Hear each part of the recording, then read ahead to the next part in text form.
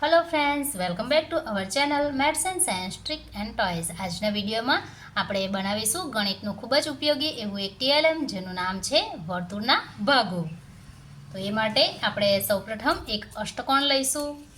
ત્યારબાદ આ પ્રકારે આપણે અલગ અલગ ત્રિકોણ તૈયાર કરીશું અને અહીં છે કેટલાક વર્તુળના ભાગો। તો હવે આપણે વિડિયોની શરૂઆત કરીશું।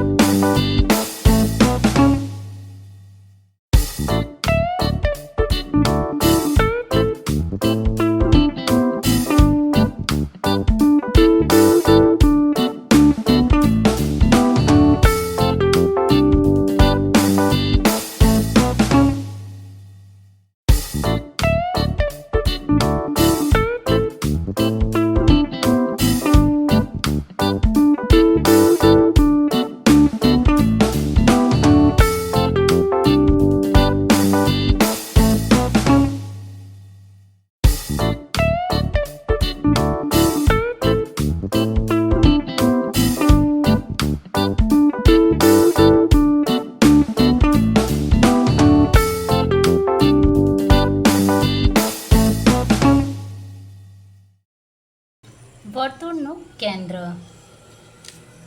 નિશ્ચિત બિંદુ વર્તુળનું કેન્દ્ર કહેવાય છે. અહીંયા આ જે બિંદુ છે એ વર્તુળનું કેન્દ્ર છે.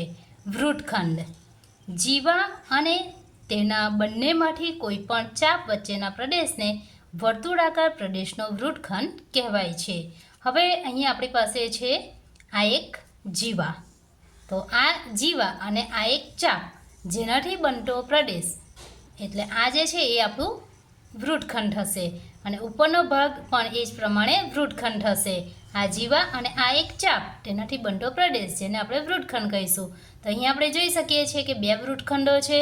જે નાનો ભાગ છે જેને આપણે કહીશું લઘુ વૃત્તખંડ અને મોટો ભાગ છે જેને આપણે કહીશું ગુરુ વૃત્તખંડ. ચાપ. વર્તુળ પરના બે બિંદુઓ વચ્ચેના વર્તુળનો ભાગ ચાપ કહેવાય છે. તો અહીં વર્તુળ પરના બે બિંદુઓ એ અને બિંદુ બી છે. તેનાથી આ જે ભાગ છે એને આપણે ચાપ કહીશું. અહીં ચાપ પણ બે પ્રકારના છે. એક છે અહીંથી એ થી બી સુધીનો નાનો ચાપ જેને આપણે કહીશું લઘુ ચાપ અને આ તરફનો જે ચાપ છે જેને આપણે કહીશું ગુરુ ચાપ. ત્યારબાદ છે પરિઘ. વર્તુળની પૂર્ણ લંબાઈને પરિઘ અથવા પરિમિતિ કહેવાય છે. તો અહીં આ જે ડોટેડ લાઇન છે જેને આપણે કહીશું વર્તુળનો પરિઘ અથવા તો વર્તુળની પરિમિતિ. એટલે કે કોઈ એક બિંદુથી આખું ચક્ર પૂર્ણ કરી અને ફરીથી પાછા એ જ બિંદુ પર આપણે આવીએ તો તેને વર્તુળનો પરિઘ કહેવાય છે. ત્યારબાદ છે વ્યાસ. વર્તુળના કેન્દ્રમાંથી પસાર થતી જીવાને વ્યાસ કહેવાય છે. તો અહીં આપણી પાસે આ એક જીવા છે જે વર્તુળના કેન્દ્રમાંથી પસાર થાય છે માટે આપણે તેને વ્યાસ કહીશું. અને વ્યાસ જે છે એ વર્તુળની સૌથી મોટી જીવા છે. ત્યારબાદ છે ત્રિજ્યા. વર્તુળનું કેન્દ્ર અને વર્તુળ પરના કોઈ એક બિંદુને જોડતો રેખાખંડ જેને આપણે ત્રિજ્યા કહીશું. તો અહીં આ એક છે વર્તુળનું કેન્દ્ર અને આ વર્તુળ પરનું બિંદુ. તો વર્તુળનું કેન્દ્ર અને વર્તુળ પરના બિંદુને જોડતો રેખાખંડ જે આપણે ત્રિજ્યા તરીકે ઓળખીએ છીએ. અહીં વ્યાસમાં બે ત્રિજ્યાનો સમાવેશ થાય છે માટે એમ પણ કહી શકાય કે વ્યાસ બરાબર 2 ગુણ્યા ત્રિજ્યા.